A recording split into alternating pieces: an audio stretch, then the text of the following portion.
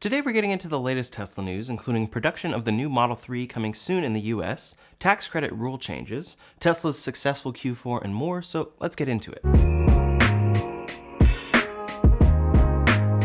First up today, Tesla has published their Q4 vehicle production and deliveries report for 2023 a little ahead of schedule. In 2022, they reported annual deliveries of 1.31 million and production of 1.37 million EVs. Their total production in Q4 of 2023 was 494,989, bringing annual production to 1,845,985. That's a record quarterly production number for Tesla. Then their total deliveries in Q4 were 484,507, bringing annual deliveries to 1,808,581. That represents a delivery growth rate of 38% year over year and production growth of 35% year over year. That's down from a 40% growth rate from 2021, but that decrease is to be expected.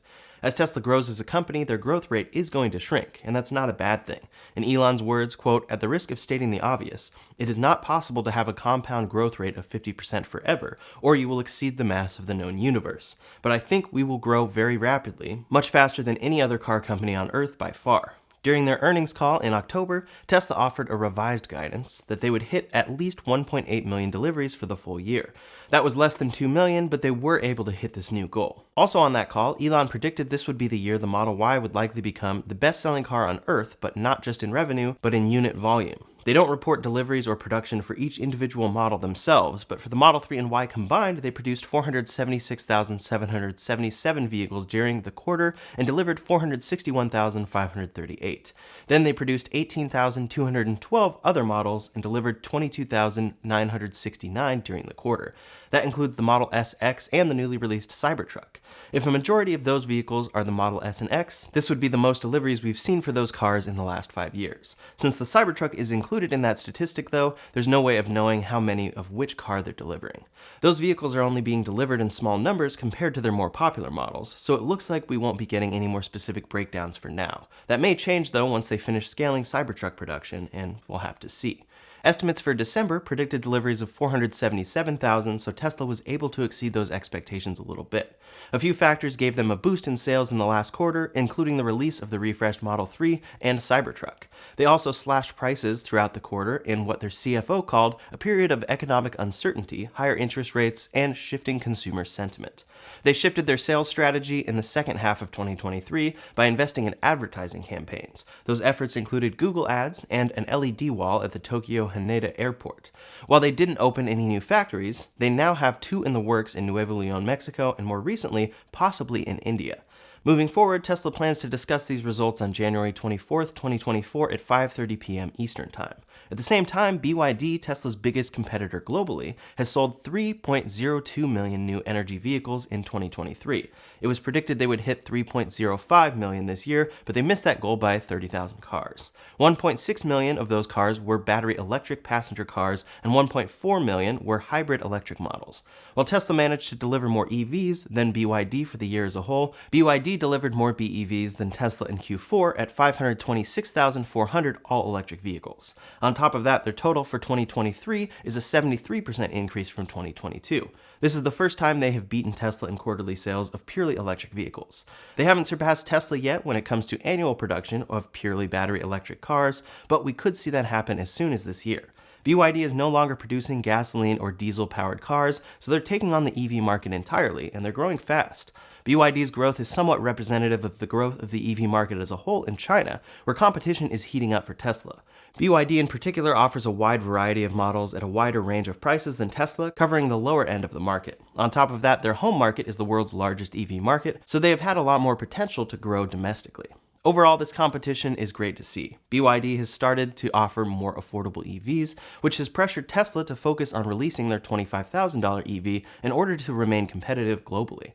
Conversely, Tesla starting out in the premium EV space has pressured BYD, among other automakers, to focus on improving their tech and features. As Tesla continues to work on their more affordable option, BYD is working on releasing more premium options. More EV options is great for global EV adoption. We'll have to see if BYD ends up releasing any consumer vehicles in the US. They have started selling cars in North America with the introduction of the Dolphin and Seal in Mexico, but tariffs in the US may prevent those models from staying affordable if they do ever get here.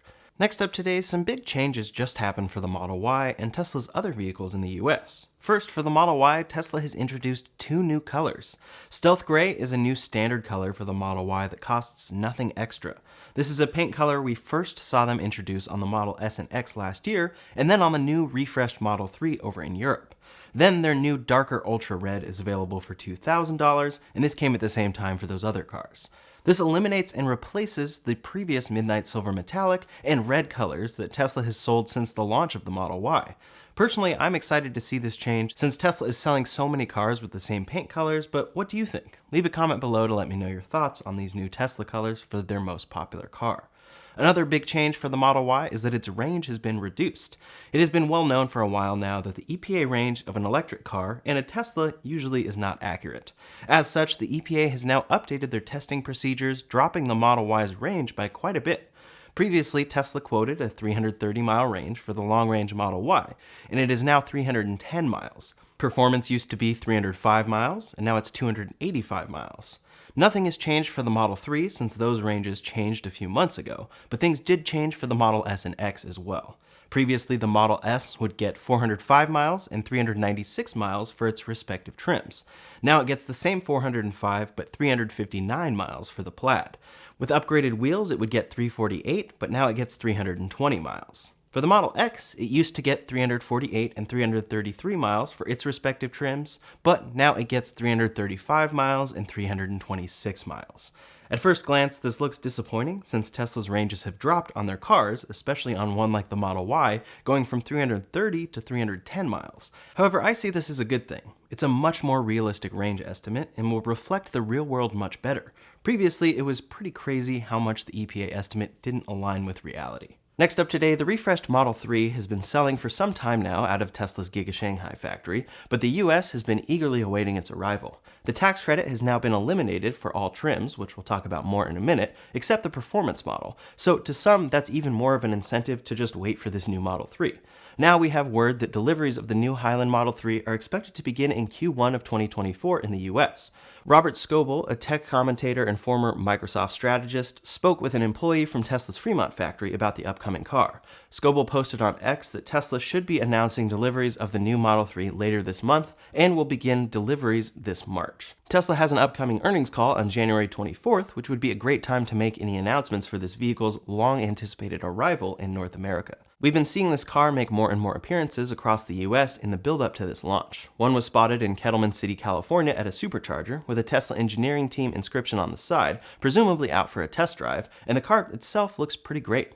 The driver obviously couldn't comment on a potential release date, but Tesla is clearly not too worried about people seeing it out testing in the US at this point.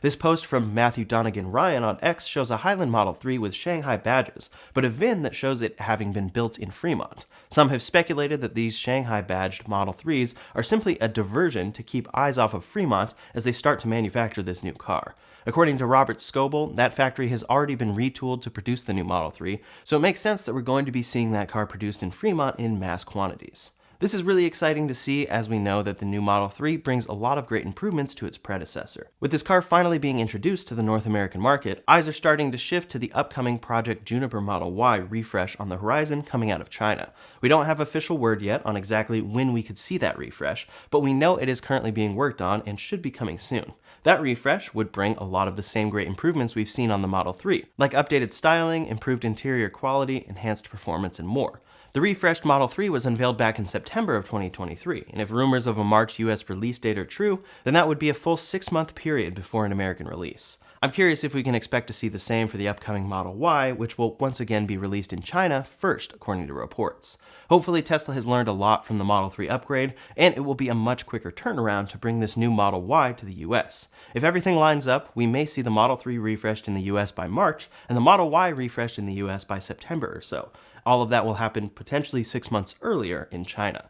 For the US though, with the new year has come new tax incentive qualifications, and some Tesla models have officially lost their incentive, along with a lot of other EVs. Battery rules have gotten stricter, and have essentially eliminated the ability for EVs to qualify if they use batteries from China, the largest EV battery manufacturing country in the world. Last month, Tesla said all Model 3 variants except the Model 3 Performance would lose access, and some Model Y variants might see their tax credit reduced. Now they've confirmed the Model Y is retaining its credit in all configurations. Beyond that, the Performance Model 3 and Dual Motor Model X will still be eligible for the full $7,500. They don't currently mention anything on their website about a partial credit for any of their other models. The Dual Motor Model X is also still limited by the $80,000 cap for SUVs and starts at $79,990, so you would have to buy the base version of that one in order to qualify. Any upgrade at all will push that one over the price cap. Personal income limits still apply as well, and those are $300,000 for married couples filing jointly, $225,000 for heads of household, and $150,000 for all other filers. Another change this year is that the incentive is available as a point of sale credit rather than a tax credit, allowing customers to take that $7,500 off when purchasing the vehicle, rather than waiting to get that money back on their taxes. This will also help to reduce long-term interest accrued, since the principal amount owed on the car, if you take out a loan, is less. This is especially important now given high interest rates. Most automakers have to apply in order to be eligible for the point of sale credit, but direct-to-consumer brands like Tesla, Rivian, and Lucid are allowed to start offering it immediately, which is an unexpected benefit of that strategy. As for all the dealerships in the US, Sawyer Merritt reached out to the US Department of Treasury to see how many US dealers have registered so far. As of December 29th, they had 7,400 dealers registered of the 17,000 franchised dealerships in the US. So for nearly half of dealerships, customers are now able to see those savings immediately. Now it's just a question of which cars are still eligible for the credit, and the list is much shorter than last year.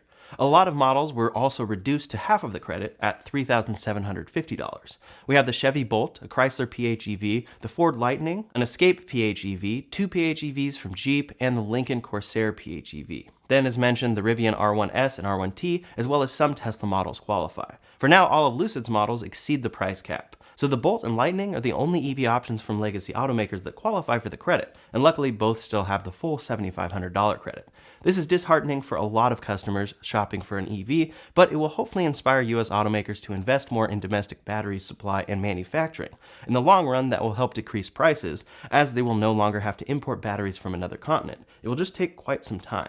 Another important thing to mention is that many EVs will actually still be eligible for the $7,500 tax credit if you lease the vehicle instead of purchasing. This is because a leased vehicle is considered a commercial vehicle for tax purposes. When you lease a car, the vehicle's title is never directly transferred to you, but retained by the company that you lease it from. North American battery and manufacturing rules don't apply in the same way to commercial vehicles. So because of this, automakers will receive the credit, and some will pass those savings along to drive down the price of the lease. This is an interesting loophole that will allow a lot of great EVs to retain some kind of tax credit, even as they might be losing all or most of it for purchased vehicles. I'd imagine because of this, we may start seeing more people leasing their Model 3 long ranges if Tesla passes on those savings. Next up today, some more word on the ongoing rollout of the Cybertruck. Speaking of the Cybertruck, be on the lookout for my full review of this truck launching tomorrow. I got to spend 2 days with it, and I can't wait to share that experience. As Tesla increases Cybertruck production, they are sending out more Foundation Series invite emails at an increasing rate. This most recent batch of emails marks the 7th wave of invites since they started sending them out a few weeks ago. We aren't sure exactly how many of these trucks Tesla has produced so far, but at the rate at which they are sending out invites, production seems promising so far, or promising for the next few months. Elon has commented in the past about the immense challenges in reaching volume production with the Cybertruck, but Tesla has shown time and time again their ability to efficiently ramp up production of their vehicles. Hopefully Tesla is able to keep up an accelerated pace so that they can get this car into as many customer hands as possible. Tesla vehicles sold in the US are well known as some of the most American-made cars on the market. Due to their heavily vertically integrated supply chains, Tesla is less reliant on foreign suppliers than many other automakers in the US. In Cars.com's 2023 American-Made Index list, Tesla claimed the top 4 spots as the cars with the highest ratio of American-made parts and construction. The new list for this year isn't available yet, but the Cybertruck has already been shown to continue this trend. YouTuber Utechpia posted a video that shows off the truck's window sticker, which contains information like its EPA rating and the source of some of its parts. It says that 65% of Cybertruck's parts are made in the US and Canada, and that 25% are made in Mexico. As well as that, the final motor and gearbox assembly are handled in the US as well. This information shows that the Cybertruck is one of the most American-made pickup trucks in the world, although we need official confirmation before we can officially crown it number one. Either way, this is really impressive and shows how committed Tesla is to domestic production for American cars. As the Cybertruck begins rolling out to customers across the nation, at least one police department is considering adopting the truck as a police vehicle. The police department of Rosenberg, Texas posted one of their squad cars parked next to a Cybertruck and asked, "What do you think, Elon Musk? Will the Cybertruck make a good police vehicle? It's still hard to find new vehicles to replenish our older police units. Should we make the change in 2024? Police departments across the country are already starting to electrify. The South Pasadena Police Department is working to replace their entire fleet of cars with Model 3s and Ys. It is interesting to imagine the distinctive Cybertruck design being turned into a police vehicle. One user on X posted this mock-up of a Tesla police Cybertruck, and it is certainly a striking look. It really does look like something out of a science fiction film. We'll see if this truck is ever widely adopted for this purpose, but it shows just how much utility this truck could have. Last up today, an update from Hyundai. Hyundai has filed a patent for an exciting new EV technology, solid-state batteries. On December 28th, a patent was published for an all-solid-state battery system provided with pressurizing device. The lithium-ion batteries that are in most EVs use a liquid electrolyte that connects the anode and cathode. Solid-state batteries use, as the name would suggest, a solid electrolyte. This means that even if the battery is damaged, it can maintain its stability and performance. These solid-state batteries are a promising alternative to lithium-ion batteries, but have some limitations that have held them back. The materials that make this solid electrolyte can be very expensive and difficult to source in large quantities, so we've seen a lot of promises and not much from companies yet. Hyundai's patent details some exciting tech that could hopefully make solid-state batteries a more viable technology.